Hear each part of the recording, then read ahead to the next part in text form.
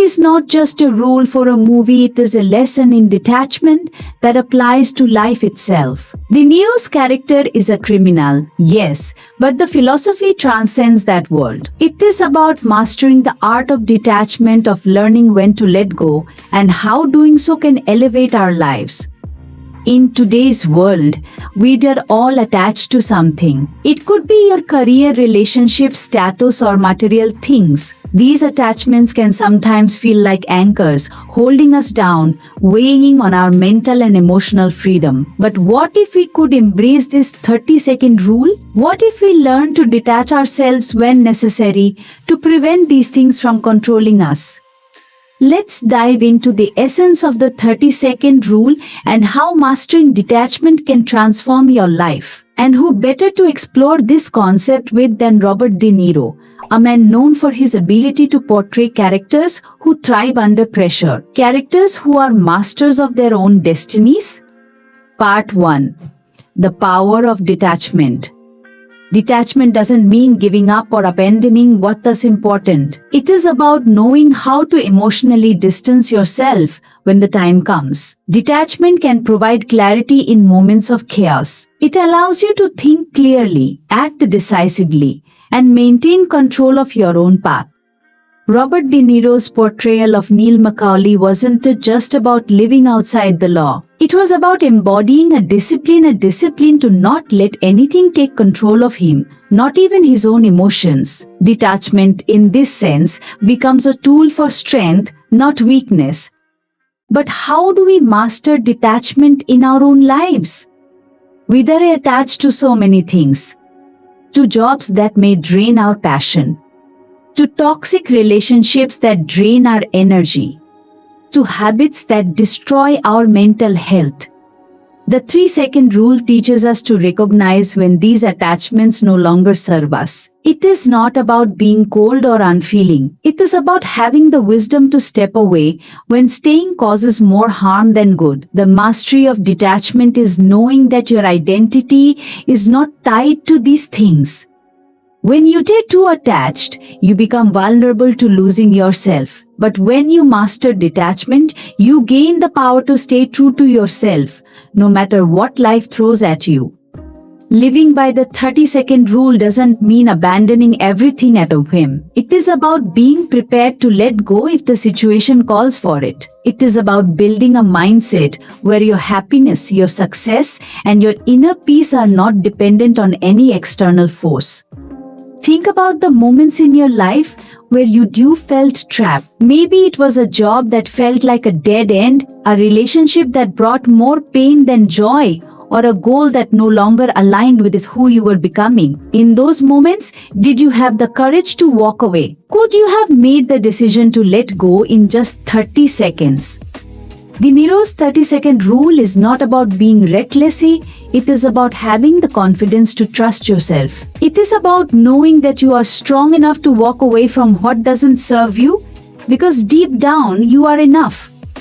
The truth is, sometimes detachment is the most powerful form of self-love. When you walk away from something that is no longer right for you, you dare making room for something better. You dare giving yourself the chance to grow, to thrive, and to live life on your own terms. Part 3.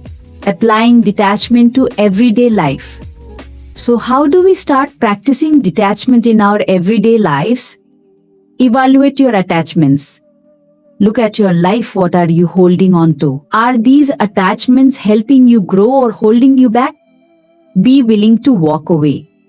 Understand that you always have the choice to walk away. You can leave behind situations that no longer benefit you. Practice mindfulness. Detachment often begins with mindfulness. By staying present and aware of your emotions, you can detach before they control you. Let go of control. Realize that not everything in life is meant to be controlled. The more you let go of trying to force outcomes, the more freedom you will find. The beauty of the 30-second rule lies in its simplicity. It teaches us that life is about flow, not force. Don't let yourself get attached to anything you are not willing to walk out on in 30 seconds flat if you feel the heat around the corner. This rule is not just for Neil Macaulay, and it isn't that just for Robert De Niro, it is for all of us. The heat, the pressure will always be there. But with detachment, you can face it with grace, power, and control. Embrace detachment, empower your life. Mastering detachment doesn't mean turning your back on life. It means facing it with the ultimate confidence, knowing that no matter what happens, you are in control of your own destiny.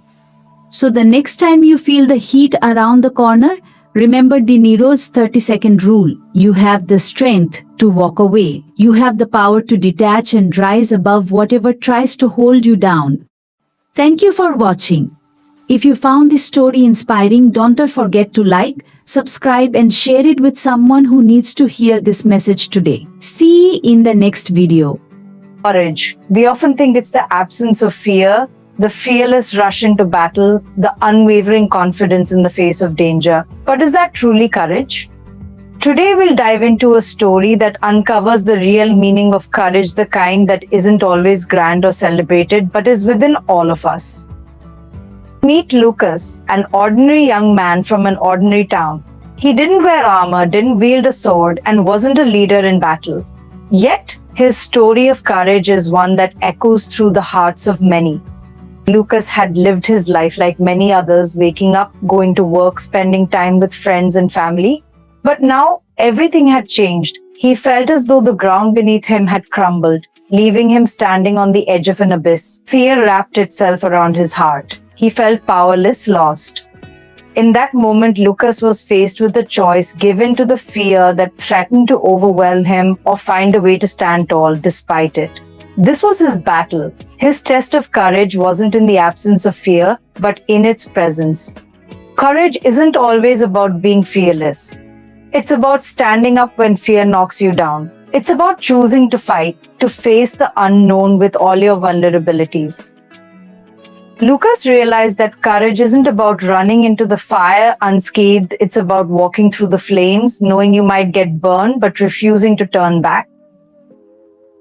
Through every setback, every moment of pain, Lucas found the strength to move forward.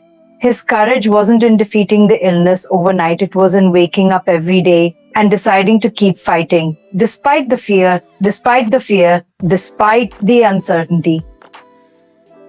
He understood something that many of us take years to realize: true courage is quiet. It isn't always a loud, heroic act for the world to see. Sometimes it's the decision to face another day, the choice to hold on just a little longer, to keep going when you want to give up. Lucas didn't win his battle in a single moment of glory, but with each passing day, his strength grew. And in the end, it wasn't the illness that defined him, it was his courage. The courage to keep fighting when the outcome was unknown. The courage to love, to hope, to continue despite fear. True courage is something we all have within us. It's not reserved for heroes on the battlefield or figures in history books. It's in the mother raising her children alone. It's in the student facing challenges in school. It's in the person who dares to chase their dream, even when the path is uncertain. So, when you face your own battles, remember Lucas's story. Courage is not the absence of fear, but the triumph over it. It's taking that first step when you're unsure, standing tall when you feel weak, and believing in yourself when the world tells you to doubt. This is the real meaning of courage. Have you ever wondered how some people seem to slip through life without facing the consequences of their actions? How do they manage to get away with things others would be caught doing in a heartbeat? Today, we'll uncover the psychology, tactics, and strategies behind getting away with anything. This isn't about promoting dishonesty or manipulation, it's about understanding how human behavior, perception, and subtle actions can influence outcomes in surprising ways. Chapter The Art of Persuasion. First and foremost, the key to getting away with anything begins with how you are perceived. The world is built on perception, and whether we like it or not, people tend to judge us based on our appearances, behaviors, and confidence. Think of it like this. If you walk into a room with a calm, composed attitude, you are already halfway to convincing people you are trustworthy, even if deep down, you're working on something unconventional. Psychologists call this impression management. It's about controlling the way people view you. When you project confidence, even if you are not 100% sure of yourself, people are more likely to believe in you and, more importantly, overlook any minor missteps or suspicions. This is the first secret. Master your image. The way you dress, speak, and carry yourself all contribute to how easily you can bend situations in your favor. Chapter 2. Understanding social cues. The second key to getting away with anything is understanding social cues. Think of it like a game of chess. Every move you make, every word you say, has a ripple effect. Most people are too busy with their own thoughts to truly pay attention to others. But if you can learn to pick up on subtle body language, tone changes, and expressions, you can guide the interaction in your favor. Take, for example, a heated conversation. If you remain calm and attentive, even smiling slightly, while the other person gets worked up, you immediately take control of the dynamic. People don't realize this, but emotional intelligence can be one of the most powerful tools in getting away with things. If you are aware of the energy in a room, you can manipulate it in your favor. Chapter 3. Playing the long game. Another vital secret is patience. While it is tempting to think that getting away with something is a quick, one-time effort, the reality is that the most successful people at avoiding consequences are those who think long-term. It is about building trust over time, laying a foundation of credibility that allows you to bend the rules when you need to. Think of it like this. If you've built a solid reputation for being reliable, trustworthy, or hardworking, people are less likely to scrutinize your actions when you eventually slip up. This is why politicians, celebrities, and high-ranking executives often seem to escape scandals that would sink ordinary people. They've invested years into creating an image of credibility, and when things go wrong, their past works as a shield. So the lesson here is, if you want to get away with something big, you have to plan it from the start. Chapter 4. The art of redirection. Sometimes, getting away with something isn't about being invisible, it's about shifting attention elsewhere. The art of redirection is one of the oldest tricks in the book. Magicians do it when they perform illusions, making you look one way while the real magic happens somewhere else. The same principle applies in real life. If you make a mistake or find yourself in a situation where you might be caught, don't panic. Instead, create a distraction, divert attention away from yourself. This could be done by focusing the conversation on another topic, highlighting someone else's mistake, or even admitting to a smaller, less significant fault. This technique works because the human mind can only focus on so many things at once. Chapter 5. Building alliances. It is often said that it is not what you know but who you know. This couldn't be more true when it comes to getting away with things. Building relationships and alliances is key. Whether it is at work, in your social life, or even online, having the right people in your corner can protect you from fallout. When you have allies, people who trust you, believe in you, or owe you a favor, your chances of getting caught drastically decrease. This doesn't mean manipulating others, but it does mean cultivating genuine connections. People are more likely to defend you or overlook your mistakes if they feel a bond with you. Chapter 6. Knowing when to stop. The final and perhaps most important secret to getting away with anything is knowing when to stop. There is an old saying, you can fool some of the people all of the time, and all of the people some of the time, but you cannot fool all of the people all of the time. There will come a point when pushing your luck too far will catch up with you.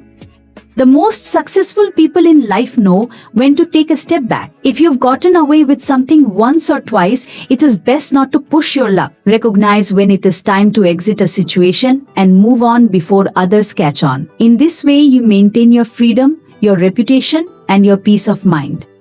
So, what is the real secret to getting away with anything? It is a combination of perception, emotional intelligence, patience, and knowing how to play the social game. It is about mastering yourself as much as it is about understanding others. But remember, while these strategies can help you navigate tricky situations, they should always be used with caution and responsibility. After all, true freedom doesn't come from getting away with things, it comes from living authentically and wisely. Thanks for watching, and if you enjoyed this video, don't forget to like, share, and subscribe for more insights into the human mind and